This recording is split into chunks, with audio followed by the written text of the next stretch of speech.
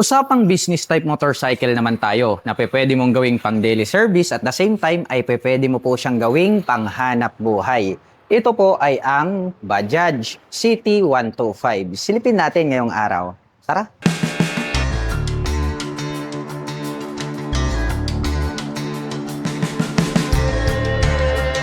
Pogi din po pala ang dating nito pong Bajaj City 125 dahil ito pong kanyang main headlight ay kakaiba kumpara po natin dun sa mga box type na mga headlight design. Naka-bulb type naman po ito pong kanyang main headlight habang naka-pop up naman po ito pong kanyang mga bulb type na turn signals.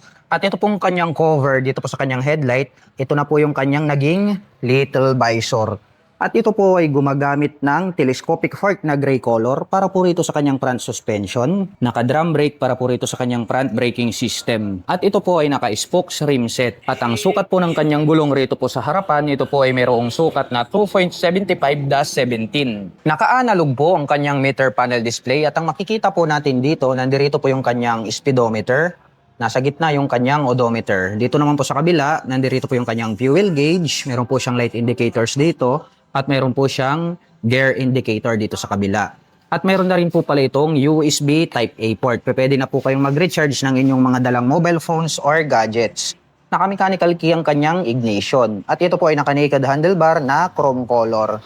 At pagdating naman po sa kanyang mga button selectors, mayroon po itong choke, mayroon po itong passing light, high beam and low beam, turn signal selectors at horn. Habang dito naman po sa kabila, mayroon pong on and off, ito pong kanyang main headlight at yung kanyang electric starter.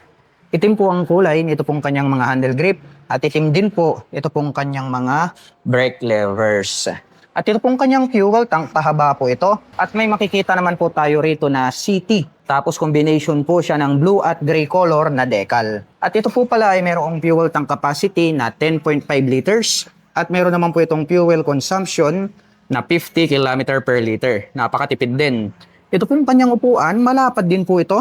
Saktong-sakto po ito nakadesign para po sa dalawahan. At black color naman po ito pong kanyang seat cover.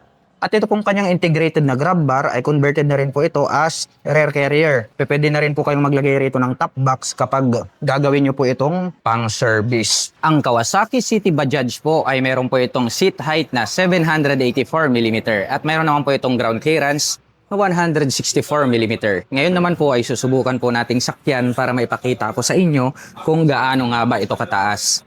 Para po sa mga magtatanong, ang height ko po ay 5'6". Makikita nyo naman, although 5'6 na tayo pero tiptoe tayo, konting-konti lang naman. At sa tansya ko naman ay kayang-kaya po itong maabot na mga 5'3 and above. At kung gagawin nyo naman po ito na pang tricycle, no, pang hanap buhay, ay huwag kayong mag-worry regarding po sa seat height dahil hindi naman po siya tutumba kapag mayroon na po siyang sidecar. At para naman po sa mga gustong maglabas ng Bajaj City 125 ay maaari nyo po akong i-PM at i-message. At kung naghahanap naman po kayo ng mga accessories gaya po ng crash guard, rear carrier, top box, side banners, motorcycle cover o di kaya helmet, ay ilalagay ko na lang po yung link dyan po sa description box sa ibaba para hindi na po kayo mahirapang maghanap. At ito pong kanyang side profile, combination po ito ng gray at saka blue color na decal. Nag-continuous po yan dito sa dulo at may nakalagay naman po rito na 125 yung kanyang engine displacement. Ito pong kanyang engine cover, gray color po ito at may nakalagay naman po rito na Bajaj. At ito po pala ay mayroong 5-speed manual transmission.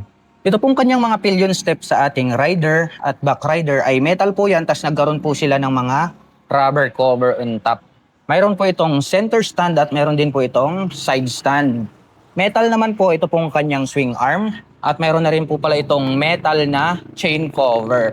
At ito po pala ay gumagamit ng 4 na shock absorber dito po sa likuran. Naka-ready na po pala ito, sidecar na lang po yung kulang. Pero kung inyo pong gagamitin ito pang service ay pwede nyo pong tanggalin yung isa para maganda po yung kanyang bouncing performance. Silipin naman po natin ito pong kanyang taillight.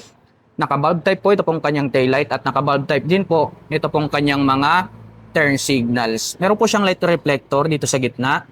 At ito pong kanyang rear fender, ang kanya pong nagsisilbing plate holder. At pagdating naman po rito po sa kanyang braking system dito sa likuran, naka-drum brake din po ito. Gray color ang kanyang hub at ito po ay naka-spokes rim set.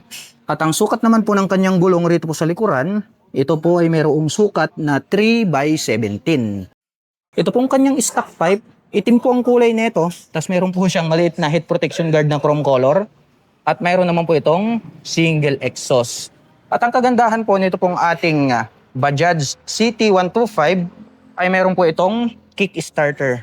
At bukod dyan ay meron din po itong electric starter. At ito po ay merong 125 cubic centimeter engine displacement. Naka single cylinder overhead valve 4-stroke with 2 valve. At ito po ay nakakapag-provide ng maximum power na 9.8 HP at 7,500 RPM. Habang nakakapagbigay naman po ito ng maximum torque na 10.4 Nm at 5,500 RPM. At ang presyo po ng Bajaj CT125 ay nagkakahalaga po ito ng 58,900 pesos. At kung gusto mo pong kumuha ng hulugan ay kailangan mo pong mag-down payment ng 2,199 pesos. At mayroon po itong monthly installment na 3,135 pesos sa loob ng 3 taon.